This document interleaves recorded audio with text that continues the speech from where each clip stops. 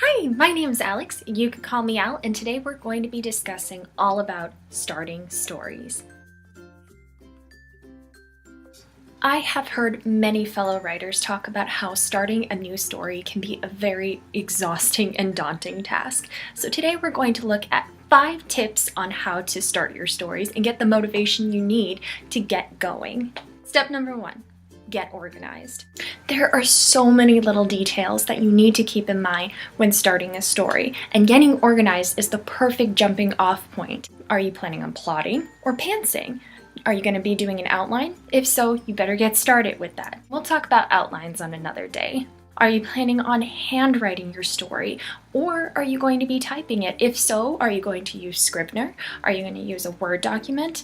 Is there a special notebook that you need to get together? Thinking about all these little things will help you get started with the story because you'll feel prepared. Speaking of feeling prepared, that brings us to step number 2, which is getting mentally prepared.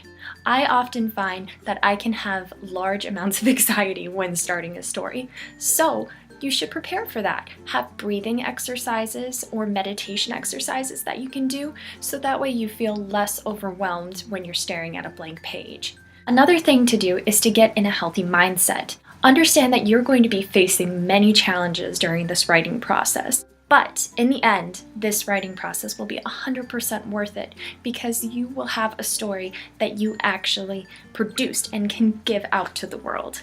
And now we move on to tip number 3, which is to do your research. Have you written in this genre before? If not, do you need to read a few authors who write in this genre to help get you prepared? Are you writing a historical piece where you need to understand the time frame that you're working with? Are you planning on building a world from scratch? If so, do you need to do some world building first, like making maps or a history or lore or legends in this world? A lot of times with fantasy, you'll run into that you need to build a world from the ground up. So this is something you need to take into consideration before you jump into your story. And then there's step number 4, which is to get physically prepared. Do you have a quiet writing space, or do you need to write out in public? It's very important that you make sure you have the tools you need, as well as what your body needs. Do you have beverages ready? Are you stocked up on coffee, or water, or tea, or any kind of beverage that you possibly could need? Make sure you have one around so that way you're not finding an excuse to walk away from the blank page before you even get started. And finally, we come to step number 5, which is to sit down in the chair, whatever chair it may be, and actually write.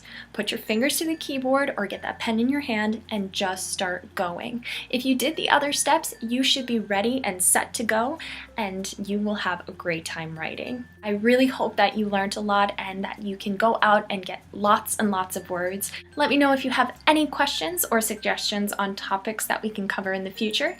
I'm planning on vlogging once a week. I probably will start posting these regularly on Tuesday, but we'll settle into the schedule as we go on. Thank you so much again, and I will talk to you guys later. Toodles!